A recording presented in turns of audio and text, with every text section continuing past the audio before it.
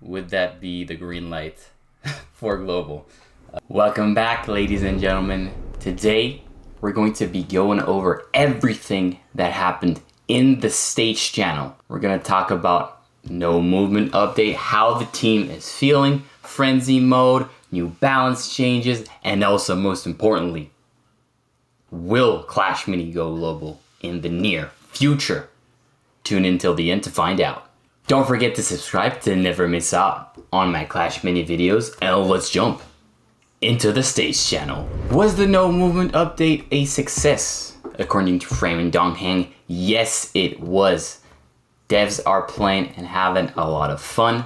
New players are playing for a longer time, which is great for player retention. That's a factor that Supercell is going to be looking at when it comes to making Clash Mini go global. And the devs definitely agree that no movement was an essential change for the game.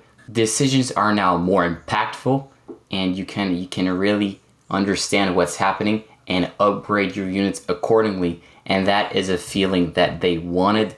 They wanted players to really be in control of the game, and with this update, they hit the nail. But there is still a lot of potential when it comes to the core gameplay. Talking about core gameplay, first start off with the waiting strategy. Is it something that is healthy for the game? According to Frame and Dongheng, it is not. It is something that we see a lot at the when it comes to top ladder. New players aren't really familiar with that, but it is true that right now the no movement update kind of punishes people for making the first move. You're exposing your position. They want to fix this by implementing minis that could become stronger as the round progresses, much like the Countess. You know, every time she gets a kill, her hit speed increases. So maybe we could see that mechanic for minis. Dongheng also mentioned that minis could steal unused elixir, which is an interesting subject. Now, the fact that you gain more elixir when you lose was a bit controversial within the community, and we wanted to know what the devs were thinking about that. But for them, it's right now the system is fine, makes the game way more strategic. Yeah, games usually go to round 5, but it's still it makes the game way more strategic. That kind of back and forth dynamic is something they want to have. For the transform tile being something where you gamble your minis, they mentioned that yes, the tile was not a great success because you can't really control what's happening. You can't really control what your minis are going to be transformed into. But the thing is, it's optional. You don't have to do it. So, any plans to fix tiebreakers? Well, they said right now tiebreakers are determined by whoever has home advantage. So basically, this is like no, you can't really tell. There's no way of telling, but this is a way to fix, like, imagine if there's two Barbarian Kings fighting each other, then there's going to be a clear winner, whatever happens. But they are working on ways of improving the fairness of how tiebreakers happen in Clash Mini. Will we see any major core gameplay changes? Yes, we are. Dongheng and Frame did mention that there could be a possibility of adding more abilities to heroes, and also they are looking into adding more original mechanics, just like Pink Fury and the elixir kind of synergy, where the more elixir you keep, the stronger the Pink Fury is. So we're going to see that in the future. Now talking about Frenzy, people have complained that it was maybe too early in the round, so maybe they're thinking about putting it later. Right now, it is the early stage of a brand new mechanic that has replaced successfully sudden deaths unfairness before. It's not perfect, but they are fine-tuning it. It is not perfect, but they are looking into fine-tuning it. Regarding the stat buffs provided by the Frenzy, they are also working on interactions like the Royal Ghost being broken when it comes to Frenzy time, so they are looking at a way to balance him out. For the new player experience, the numbers are good. UK players, which have just recently discovered Clash Mini, are enjoying and playing a lot Clash Mini. But right now the main problem is new players are overwhelmed. When you first start Clash Mini, you can unlock a bunch of heroes, a bunch of minis, and you might lose track of what exactly you're doing. So this will be the focus of Update 8, where the team will focus on the new onboarding experience that the new players will feel whenever they're coming into discovering the game. The dev team also want new players to unlock basic minis like the Spear Goblin, like the Barbarian, and then later on progress and unlock more advanced minis like the Ice Wizard, for example. They don't want the same system as Clash Royale, where it's based on, you reach a certain trophy count, you can unlock certain troops. That's not what they want, but they are looking at a system to make it so that new players progressively move towards more advanced minis. And also the last thing is, right now the progression system is, according to the dev team, a bit broken. So they are also looking into that for the next update. When it comes to events now, Rumble and No Movement, of course, they don't belong together according to the dev team. Rumble doesn't really bring players a good experience, as you can't really make a good strategy when you're just always changing opponents. Rumble will stay as a way to play Clash Mini casually without worrying about pressure ranked. Talking about casual mode, the unranked version of Clash Mini will not come back. I myself told the devs to go crazy on the events, and we wanted a chaotic experience, and what they had to say was, you gotta let us cook, you gotta let us cook. A few quality of life topics that we addressed. The bell sound is a bug that will be fixed in the next update. People were also wondering if we could add back rerolls into seasonal quest, daily quest. They basically said, well, if you have to reroll, if everybody's rerolling certain quests, that means these are bad quests, which will need to go away. So we need to work on that and make quests that are fun. When it comes to balance changes, big props to Dongheng for pulling off now a brand new meta, where meta is dictating more towards minis than heroes. Heroes are much more weak, which means there isn't this rock, paper, scissors kind of atmosphere in Clash Mini now. It's more, you have to place your minis, focus on your upgrades, and it's less RNG and way more skill.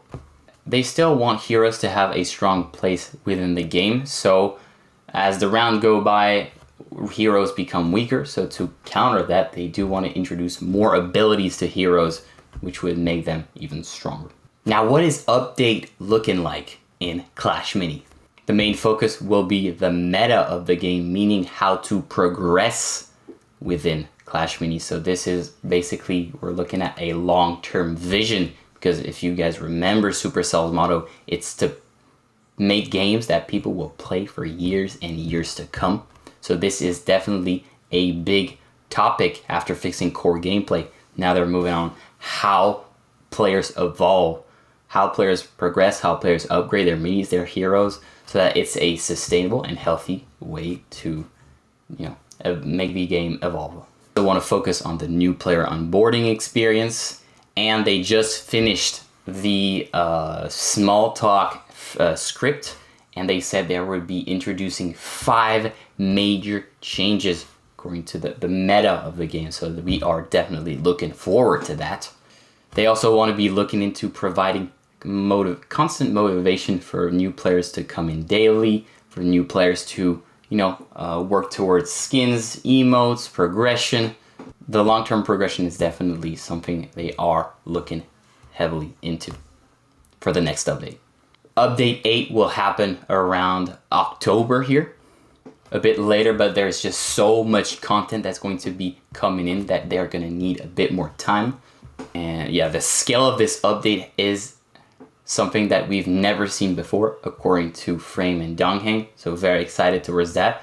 And they also mentioned that they were not taking breaks because there's just so much to do that these guys are putting in the work, putting in the hours. So we should expect a lot of content for the next update. Any hints for the next season theme? They said there's just so many things, so much content that's going to be arriving in the next update. There isn't really a clear specific theme to summarize the whole update in just one word. And now the question we've all been asking ourselves is going to be this one. Take it away. The last question here, it's a question I legally have to ask. Once the final puzzle, the player onboarding is